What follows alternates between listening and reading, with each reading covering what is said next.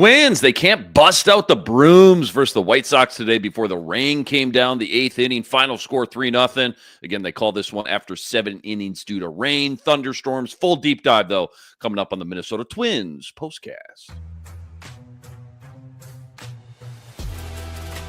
This is the Twins postcast, your instant game reaction for the Minnesota Twins. Part of the Locked On Podcast Network, your team every day. What's going on? Back in the lab, back at it. Another Twins postcast episode right here on the Locked On Sports Minnesota Network, your team every day. You got me, Luke Inman, at Luke_Spinman. I got my main man, Sweet Lou Hennessey. Give him a follow on X, at Sweet Lou MN, Twins expert over at Zone Coverage MN. Sweet Lou, 0 for 9 with runners in scoring position today. And that was only through 7 innings, too. It could have been even worse versus the White Sox, too. What in the world is going on out there today?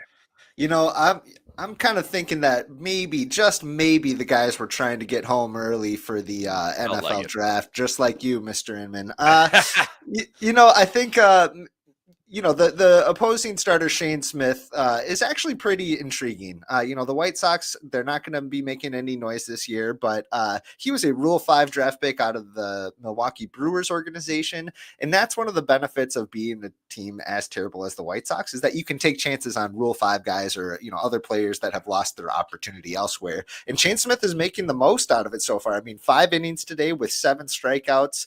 He's got a 2.30 ERA on the year.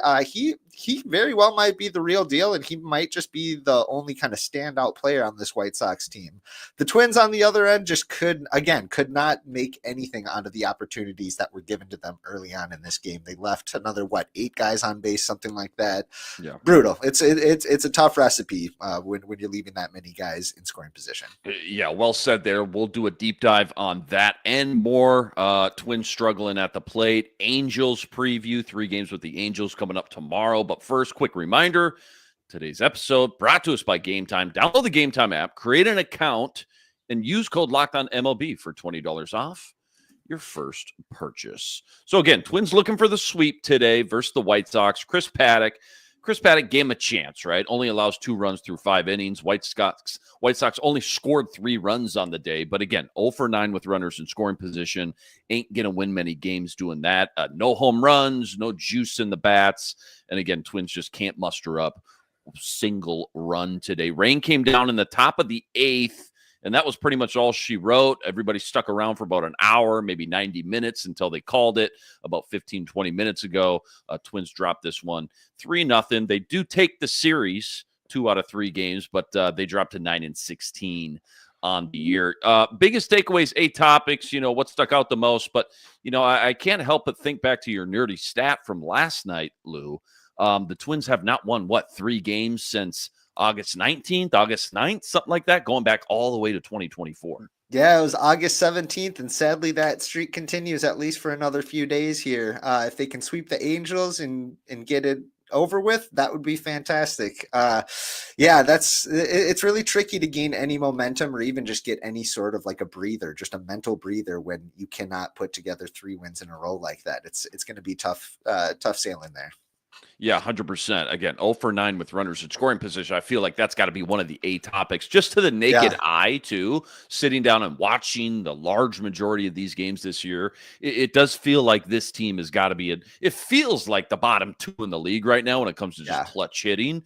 Do you know, top of your head, don't want to put you on the spot, but where they are, where they rank amongst the rest of the league? Do you have any idea? And what do you think the issue is there, too? Is it something tangible they can try to fix, or just one of those things you hope over the course of a long gauntlet season, you hope evens out after, as the year goes on, month by month?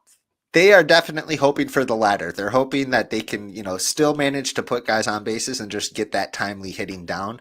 I don't know if the weather has anything to do with it. The ball not traveling as far. We've seen so many, well-hit balls that just end up dying on the warning track. Maybe in the heat of summer, those go over the fence. However, you got to take into account that that's going to happen for the other team too. So, like I said, I think they're hoping for the latter, and that we're just going to keep the base paths busy, and eventually things are going to start evening out here. But we've been saying that for a few weeks now. It's still early. It's still April here, but I think they're kind of building a reputation for themselves at this point, and that's a tough one to come back from.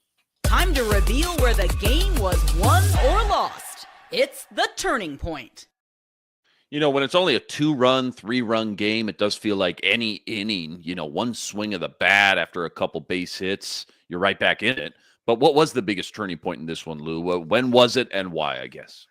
It's kind of tricky to say, especially with a range shortened game. Yeah. You might have to go with, I was pretty impressed with Chris Paddock for the most part. I thought he did a pretty good job, but that inning where he walked in a run, that's never a good sign. So I'm going to go ahead and say that run was the turning point in this game, especially when runs have just been pretty tough to come by for this lineup for a few weeks here. Yeah, I think that's more than fair. Plenty more deep dive from this one, including the Twins rank in ESPN's latest power rankings. That just dropped this morning. That's all coming up right after this.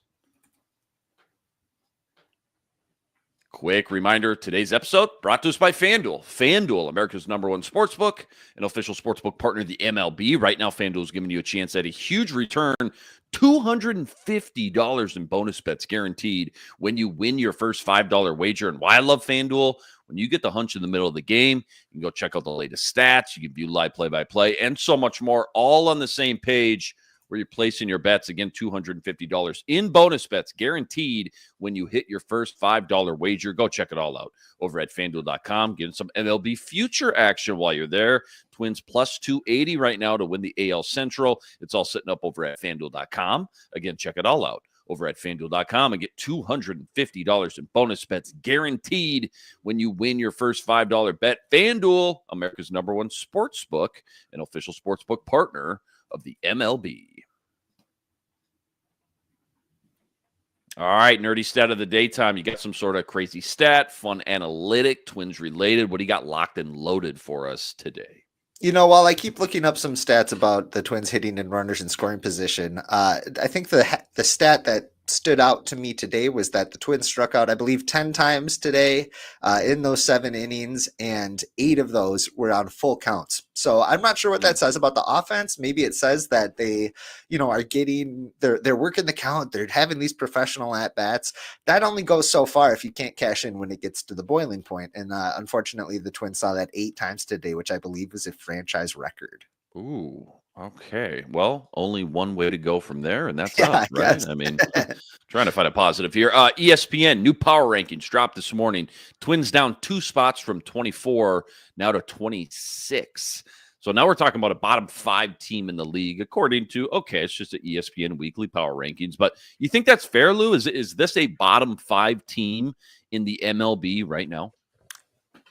Based on what they've showed us in the past week, I think that's got to be fair. I mean, getting swept by the Atlanta Braves, who themselves are near the cellar, that's not gonna make you trend upwards, let's say. So I think it's fair for now. Let's hope that they are just finding the bottom of that pool so they can push themselves back up to the surface. But for right now, I think that's pretty fair, and I think it's pretty accurate just given the performance lately. Yeah, hard pill to swallow for many Twins fans, just knowing, again, we had such high expectations and excitement heading into the year. But again, as of now, 4 or 5 weeks into the 2025 season, when you take the bias out of it a little bit, absolutely, I do think that's an accurate statement. And the blurb, by the way, basically says they couldn't overcome injuries down the stretch last year, and now it's just been more of the same so far in 2025 this year. Royce Lewis hasn't played a game. Pablo Lopez, we talked about him yesterday. He's only got 3 starts on the year. Willie Castro, an all-star last year. He's on the shelf already. I mean, I guess good news, bad news. Like, bad news is they stink. Big reason is because they can't stay healthy. It's not like talent thing as far as the roster construction goes. But does that mean the good news is if they can get healthy here sooner than later, they have the talent to get hot and go on a run at some point in the second half of the year, or, even sooner for that matter? That could very well be part of it. I think last year, the story of the season ended up being that the young guys, the next class of hopeful twin stars, could not rise to the challenge. And when the veterans were either ineffective or injured. This year, at least, I'm going to put a little silver lining. You're right. It has not been good, but some of these young players are coming up and at least helping. We're seeing Luke Keeschel and jolts, put a little jolt in their arm. We're seeing other guys kind of taking a few steps forward forward. They're going to need more than that. They're going to need the stars to keep performing, or at least get back to the standards that we're expecting from them, and have maybe one or two more of these young guys kind of reach up. You brought up Royce Lewis. They announced that he is going to start a rehab assignment tomorrow, Friday, with the St. Paul Saints. So that is a very good sign. He's been doing a lot of running drills. He's been hitting for a few weeks now, but he did some running drills at Target Field over the last few days, including sprints, including sliding. Those are very good signs when you're dealing with a hamstring strain like he has been. So I know he's itching to get back in here and hopefully play savior for this team. If history has taught us anything, he comes out of the gates swinging, and so if he can do that again, that will be a huge jolt for them. And I'm really curious about how that really affects the layout of their infield when he's back at third base there. Yeah. Again, just can't wait to get him back. Not only because of the big name, just looking for any type of spark in the lineup right now as well. Don't go anywhere. Quick preview. Angels series that starts tomorrow. That's all coming up right after this. Quick reminder, today's episode also brought to us by Prize Picks. Prize Picks, America's #1 fantasy sports app with more than 10 million members to date. And for me and my money, it's just by far the easiest. It's the most exciting way to get in on all the action while you watch your favorite sports and you watch your favorite players. It's so simple, too. All you got to do is two or more players, pick higher or lower, more or less, and you watch the winnings roll in. Baseball season obviously officially here, so it could be strikeouts, could be RBIs, could be home runs, could be stolen bases, you name it. They got it. Take your pick on more or less. Add them to your Prize Picks entry today. Plus, they now offer Apple Pay, quick and easy deposits into your account all season long.